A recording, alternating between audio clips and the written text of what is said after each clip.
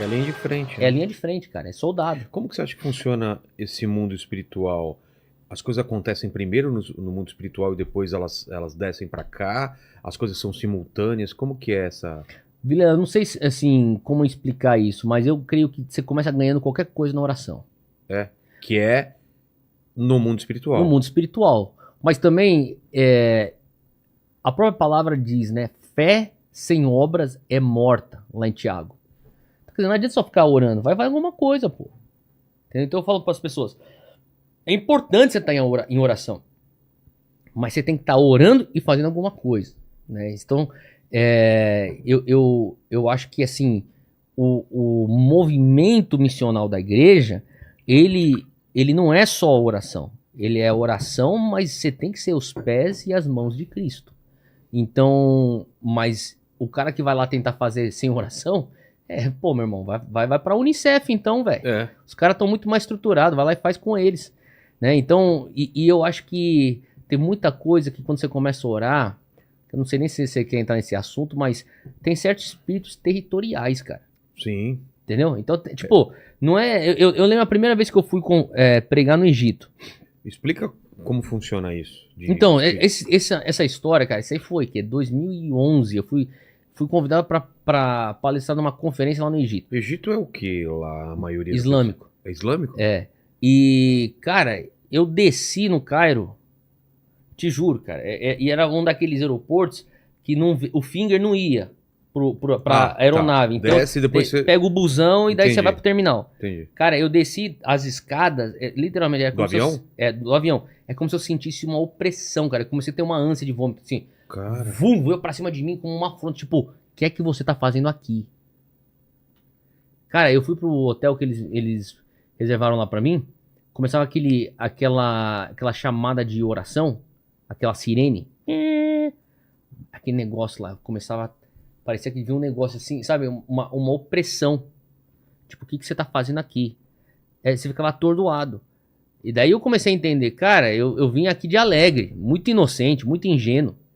Eu pensei, cara, eu não pedi pra ninguém estar em oração por mim, intercedendo por mim. Eu não era nem casado na época. Então não tava nem me preocupando. Hoje não, cara. Hoje eu vou qualquer coisa. Eu tô aqui hoje, Vilela. Tem gente orando por mim. Eu tenho um grupo de intercessores.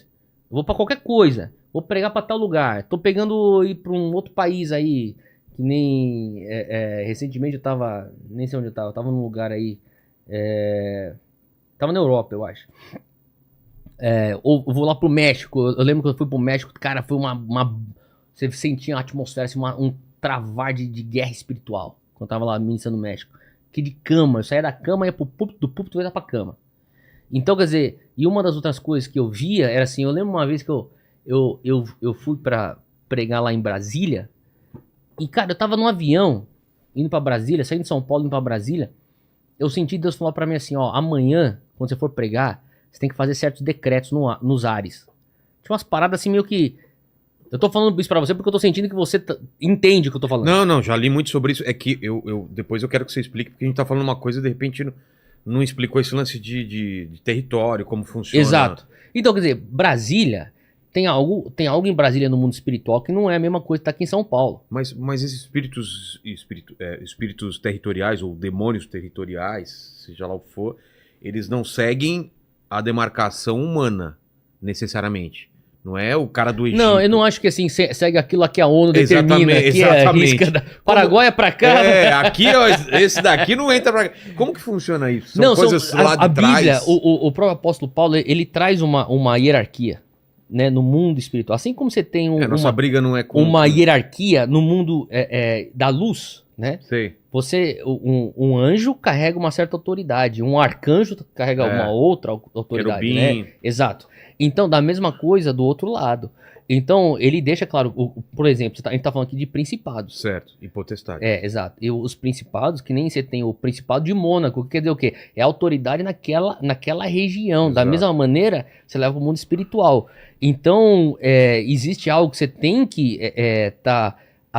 a pessoa que vai mexer com o mundo espiritual, ela tem que entender que não é uma brincadeira, você vai entrar lá e vai fazer, vai lá de alegre. Então, eu lembro que nem essa viagem que eu tava indo pra Brasília, o que eu senti de Deus no avião, como missão, você vai ter que fazer esses decretos lá. Daí na hora eu falei assim, cara, tá bom. E eu tô consciente que eu tô indo pro ninho da serpente no mundo espiritual. Não tô falando nada de pessoas aqui. Eu não tô falando de seres humanos, até Sim. porque a própria Bíblia fala que a nossa guerra não é contra carne nem sangue. Então não tô falando de político aqui, não tô falando de partido, de nada. Tô falando do mundo espiritual. E no mundo espiritual, falou assim, ó, você tá indo pro ninho da serpente. Você vai fazer certos decretos lá. E eu, beleza. Mas eu acho que eu não tive a seriedade da parada. Entendeu?